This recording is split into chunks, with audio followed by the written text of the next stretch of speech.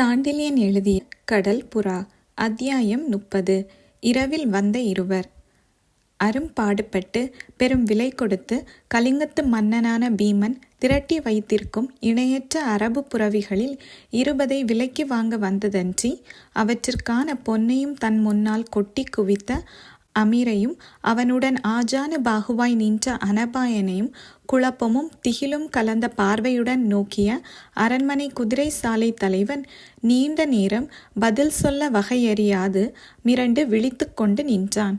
அமீர் தன் நாட்டவன் என்ற காரணத்தாலும் அத்துடன் தன் உயிர் நண்பன் என்ற நினைப்பாலும் அவனுக்கு எந்த உதவியும் செய்ய தயாராயிருந்த குதிரை சாலை தலைவன் அமீர் கேட்ட உதவியால் தன் பதவி உயிர் அனைத்தும் போய்விடும் என்பதை உணர்ந்ததன் விளைவாக பெரும் பிரம்மை பிடித்து பல நிமிடங்கள் குழம்பவே செய்தான். அது தவிர யாரும் வாங்க அஞ்சும் பழக்கப்படுத்தாத முரட்டு புரவிகளை அவர்கள் ஏன் வாங்க முற்படுகிறார்கள் என்பது அவனுக்கு புரியாத புதிராய் இருக்கவே இதில் ஏதோ மர்மம் புதைந்து இருக்கிறது என்பதை மட்டும் உணர்ந்து கொண்டாலும் அந்த மர்மம் என்னவாயிருக்கும் கூடும் என்பதை உணராததால் ஓரளவு திணறவும் செய்தான். அவர்கள் கேட்பது போல் தான் எந்த காரணத்தை கொண்டு விற்பது, விற்றாலும் அவற்றை எப்படி குதிரை சாலையிலிருந்து அப்புறப்படுத்துவது என்ற விஷயங்களை எண்ணி பார்த்து சிந்தை கலங்கி நின்ற அரபு நாட்டான் தன் குழப்பத்தில் இருந்து விடுதலை அடைந்தாலும் கிளியில் இருந்து விடுதலை அடையாமல் மெல்ல மெல்ல தன் எண்ணங்களை கேள்விகளாக தொடுக்க முற்பட்டு, அரண்மனை விற்பனை சாலை அல்ல என்பது உனக்கு தெரியாதா அமீர் என்று வினவினான். உள்ளத்தில் பரவி நின்ற கிளி குரலிலும் பாய வந்த காரியத்தின் மீது மெல்ல ஆட்சேபனை புயல் வீச முற்பட்டு விட்டதை உணர்ந்த அனபாயன் தன் கூரிய விழிகளை அமீரின் மீது திருப்பினான். அந்த விழிகளை சந்திக்க முடியாத அமீர் தன் பார்வையை குதிரை சாலை தலைவன் விழிகளோடே உறவாட விட்டு, அரண்மனையை வர்த்தக சாலை என்று யாராவது சொல்ல முடியுமா? அதற்குத்தான் கலிங்கத்தின் பொது அங்காடி இருக்கிறதே. அது மட்டுமா, பெருவணிகர்கள் சிறுவணிகர் வீதியிலும் வர்த்தக சாலைகள் இருக்கின்றனவே என்றான் சர்வசாதாரணமாக. அப்படி இருக்க அரண்மனையில் புரவி வாங்க ஏன் வந்திருக்கிறாய் என்று மீண்டும் வினவினான் அந்த அரபு நாட்டான்.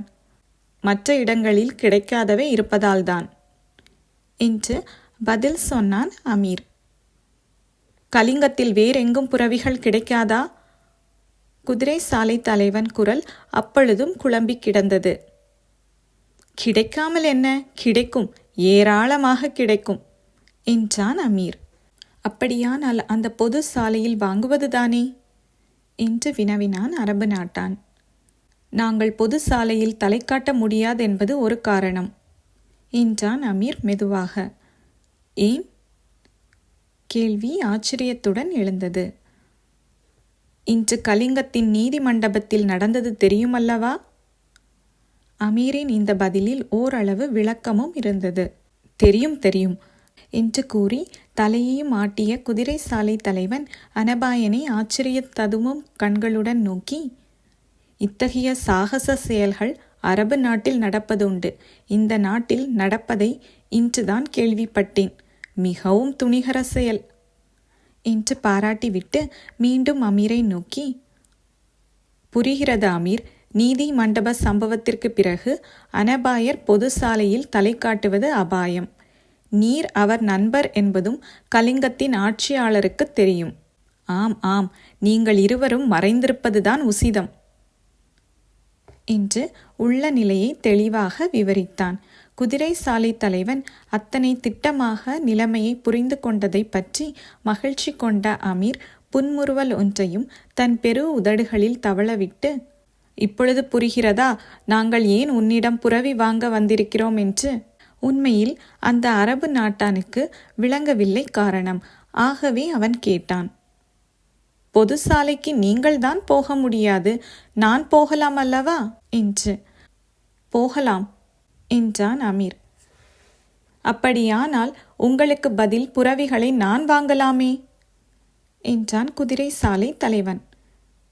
வாங்கலாம், அதில் சில கஷ்டங்கள் இருக்கின்றன என்று சுட்டிக்காட்டினான் அமீர். என்ன கஷ்டம்? முதலில் உங்களை அரண்மனைக்கு புரவி வாங்கவே அரசர் நியமித்திருக்கிறார். ஆம், அரண்மனை புரவிகள் அங்காடியிலிருந்து வாங்கப்படுவதில்லை.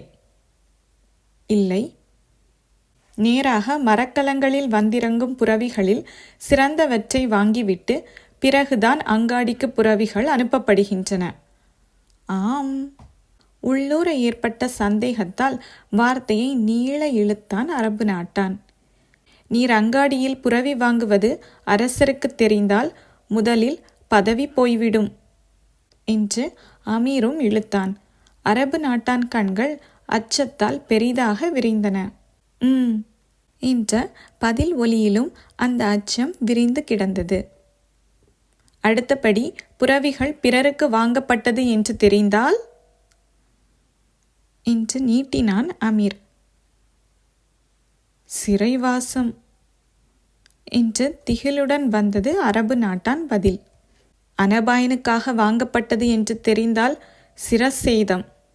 இதை சர்வசாதாரணமாக சொல்லி வார்த்தையை முடித்த அமீர், இப்பொழுது தெரிகிறதா பொது சாலையில் எங்களுக்காக நீரும் புரவி வாங்க முடியாதென்பது என்றும் கேட்டான். அமீருக்கு என்ன பதில் சொல்வதென்பதை அறியாமல் விழித்த குதிரை சாலை தலைவன், அப்படியானால் அரண்மனை புரவிகளை விற்பது உசிதம் என்பது உன் கருத்தா என்று ஆச்சரியத்துடன் வினவினான். இதை பாருங்கள் என்று பதிலுக்கு அமீர் எதிரே குவித்திருந்த 2000 பொற்காசுகளை சுட்டி காட்டினான். என் உயிர் 2000 பொற்காசுகள்தான் பெருமா? அரபு நாட்டான் கேள்வியில் ஆத்திரத்தின் எல்லை தெரிந்தது. பெருமானம் எத்தனை என்பது தெரிந்தால் கொடுக்க சித்தமாயிருக்கிறேன். 5000 என்று கேட்டு நகைத்தான் அமீர். அரபு நாட்டானின் பெரும் கண்கள் கனலை கக்கின. விளையாட இது நேரமில்லை அமீர், புரவி விற்பனைக்கு இது இடமில்லை என்றான் அவன். உண்மை உண்மை என்றான் அமீர். எது உண்மை என்று சீறினான் குதிரை சாலை தலைவன். விளையாட இது நேரமில்லை என்பது, விற்பனைக்கு இது இடமில்லை என்று கூறினேன் என்று கோபத்துடன் சுட்டி காட்டினான் அரபு நாட்டான். அதில்தான் அடியேனுக்கு சற்று கருத்து வேற்றுமை இருக்கிறது என்று அமீர் விண்ணப்பித்து கொண்டான். கருத்து வேற்றுமையா? ஆம். என்ன கருத்து வேற்றுமை? புரவிகளை நாங்கள் எங்காவது வாங்க வேண்டுமென்றால் அரண்மனையில்தான் வாங்க முடியும். அது மட்டுமல்ல, எங்களுக்கு தேவையான முரட்டு புரவிகள் பொது சாலையில் கிடைக்காது. இந்த பதிலை கேட்டதும் குதிரை சாலை தலைவனின் இதழ்களில் இகழ்ச்சி நகை விரிந்தது. புரவிகள் வாங்க வேண்டுமானால் இங்குதான் வாங்க வேண்டுமா? ஆம் என்றான் அமீர். அதுவும் முரட்டு புரவிகள். ஆம் ஆம். அமீர், உனக்கு பைத்தியம் ஏதாவது உண்டா? இதுவரை இல்லை. அப்படியானால் புரவிகளை வாங்க அரண்மனைதான் சரியான இடம் என்று ஏன் சொல்கிறாய்? ஏனெனில் நாங்கள் புரவிகளை மீண்டும் விற்க வேண்டியதில்லை என்று மிக மெதுவாகவும் திடமாகவும் சொன்னான் அமீர்.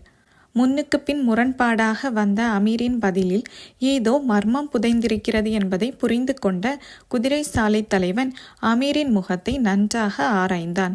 இருவர் கண்களும் நீண்ட நேரம் சந்தித்தன. அந்த சந்திப்பில் இருந்து பார்வையை அகற்றாமலேயே சொன்னான் அமீர், புரவிகள் விற்பனைக்கு வேண்டியதில்லை, வாடகைக்குத்தான். வாடகைக்கா?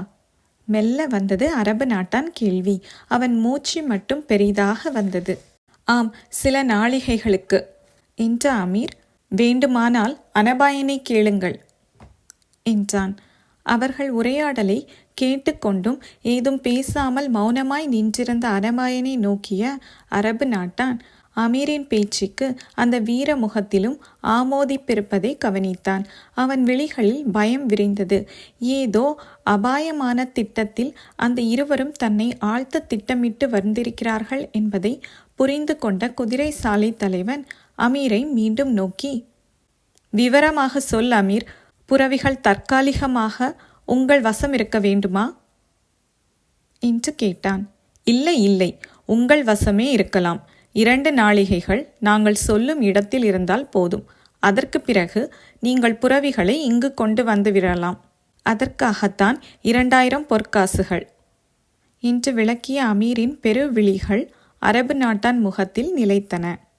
எந்த இடத்தில் புரவிகளை நிறுத்த வேண்டும் என்று கேட்டான் விஷயத்தை மெல்ல புரிந்து கொள்ள துவங்கிய குதிரை சாலை தலைவன். கடற்கரையில் என்று அமீர் குறிப்பிட்டான். கடற்கரைக்கு புறவிகளை ஏன் கொண்டு போனாய் என்ற கேள்வி வந்தால், அரபு நாடு பாலைவன நாடு. ஆம், அரேபிய புறவிகளை மணலில்தான் பழக்க வேண்டும். ஓஹோ, ஆகவே அரண்மனை முரட்டு புறவிகள் 20 கடற்கரையில் பழக்குகிறீர்கள். இதை யாரும் ஆட்சேபிக்க முடியாது. முடியாது. பழக்கப்படும் போது புறவிகள் தாறுமாறாக ஓடுவது வழக்கம்தானே? ஆம், அதையும் யாரும் ஆட்சேபிக்க முடியாது. முடியாது. அவ்வளவுதான் எங்களுக்கு தேவை. எந்த சமயத்தில் புறவிகள் கடற்கரைக்கு வர வேண்டும் என்று கேட்டான் அரபு நாட்டான். நாளை இரவு 6வது நாழிகை வரட்டும். 8வது நாழிகைக்கு மேல் அவை அங்கிருக்க தேவையில்லை. முரட்டு குதிரைகளை இரவில் பழக்குவது வழக்கம்தானே? எந்தவித சந்தேகமும் யாருக்கும் ஏற்படாது என்று சுட்டி காட்டினான் அமீர். குதிரை சாலை தலைவன் அனபாயன் மீது தன் கண்களை திருப்பினான். அனபாயரே, உங்களைப் போல் சிறந்த வீரர்கள் உலகத்தில் மிகவும் அபூர்வம். அந்த வீரத்திற்கும் அமீரின் நட்புக்கும் நான் பணிகிறேன். எந்த நேரத்திற்கு நான் குதிரைகளை பழக்க வேண்டும் கடற்கரையில் என்று கேட்டான். அதற்கு அடையாளம் தரப்படும் என்றான் அனபாயன். எப்பொழுது, எங்கு என்று வினவினான் அரபு நாட்டான். கடற்கரையில் ஆகாயத்தை கவனியுங்கள். புரிந்து கொண்டதற்கு அறிகுறியாக தலையை அசைத்தான் அந்த அரபு நாட்டான். அனபாயன் மீண்டும் சொன்னான். குதிரை சாலை தலைவரே, நீர் நமக்கு இன்று செய்யும் உதவிக்கு பிரதி இந்த 2000 பொற்காசுகள் அல்ல. உமது உதவியால் பெரும் அரசுகள் பயன்பெறப் போகின்றன. அந்த பயன் தகுந்த உருவெடுக்கும் போது அனபாயன் நெஞ்சத்தில் முதலில் நீர் இருப்பீர்.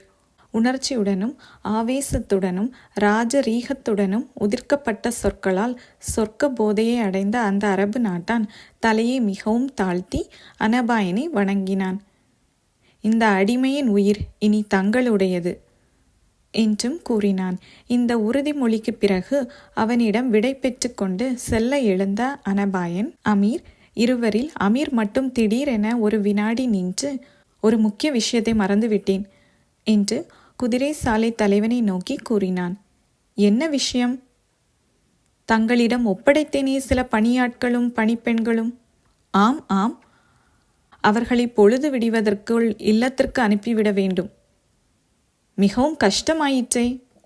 தங்களுக்கு எதுவும் கஷ்டமல்ல, அவசியம் அனுப்பிவிடுங்கள் என்று திட்டமாக கூறி அந்த அரபு நாட்டானை தலை தாழ்த்தி வணங்கிய அமீர் அதற்கு மேல் தாமதிக்காமல் அனபாயனை அழைத்து கொண்டு புறப்பட்டு பழையபடி திட்டு வாசலுக்கு வெளியே வந்ததும் இருவரும் தலை முக்காடுகளை இழுத்து போர்த்தி கொண்டு புறவிகளில் ஏறி சென்றார்கள்.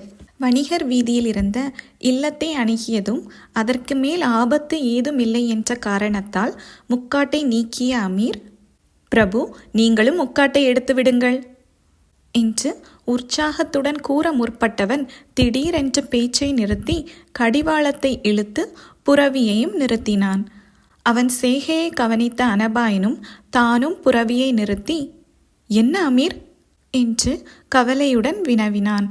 பதிலுக்கு அமீர் தன் இல்லத்தின் வாயிலை சுட்டி காட்டினான். வாயிலில் 2 புறவிகள் நின்றிருந்தன. 2ம் அரசாங்க வீரர்களின் புறவிகள் என்பதை அவற்றின் மீதிருந்து தொங்கிய பக்க சீலையிலிருந்து மிக திட்டமாக தெரிந்தது. அந்த புறவிகளிலிருந்து அப்பொழுதுதான் இறங்கிய 2 வீரர்கள் அமீரது விடுதியின் பெருங்கதவை நோக்கி மெல்ல சென்றன.